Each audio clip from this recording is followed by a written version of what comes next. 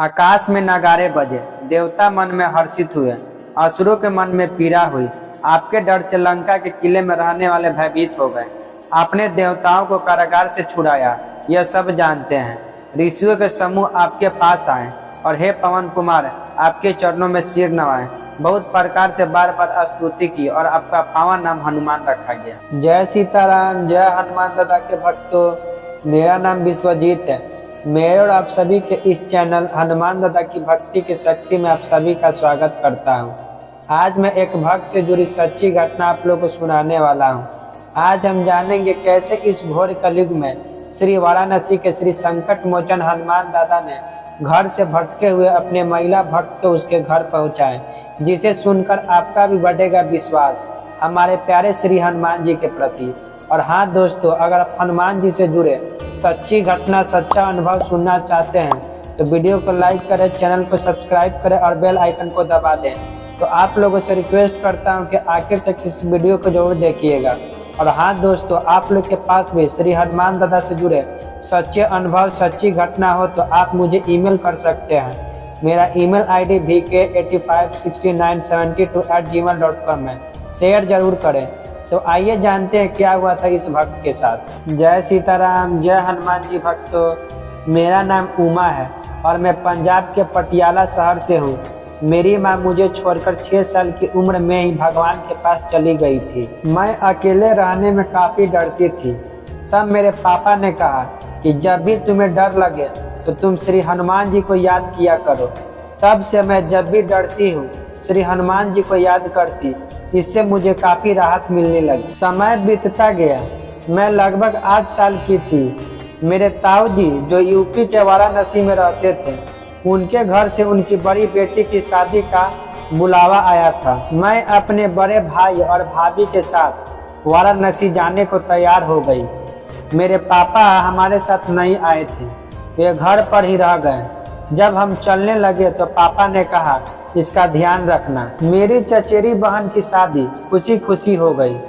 हम लोग वाराणसी घूमने के लिए कुछ दिन रुक गए थे और रिश्तेदार के साथ हम सभी गंगा स्नान काशी विश्वनाथ भी गए। वहां दर्शन के बाद हम लोग श्री संकट मोचन श्री हनुमान जी के मंदिर गए।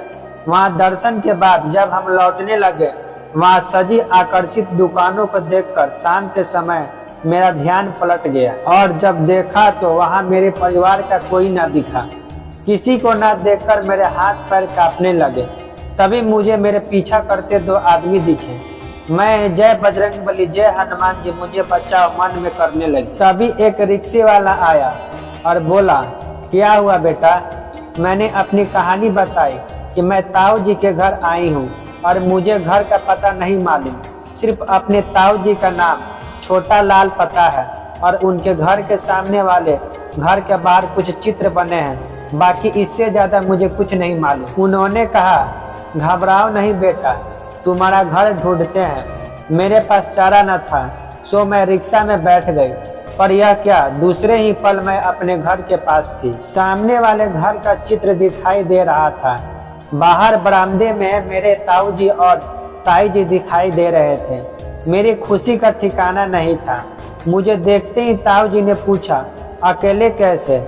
बाकी लोग कहाँ हैं? मैंने कहा, पहले सामने वाले रिक्शा वाले को पैसा दे दीजिए। ताऊ जी भागकर गली में गए तो वहाँ दूर दूर तक कोई रिक्शा वाला नहीं था। मैं भी बाहर आई पर रिक्शा वाला नहीं था। मैंने रोते हुए ताऊ जी को सारी बातें बताई।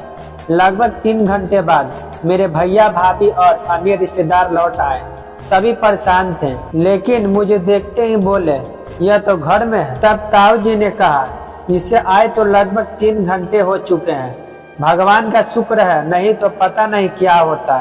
किसी ने कहा, एक बात समझ नहीं आई, 3 घंटे पहले आ भी गई जबकि मंदिर काफी दूर है।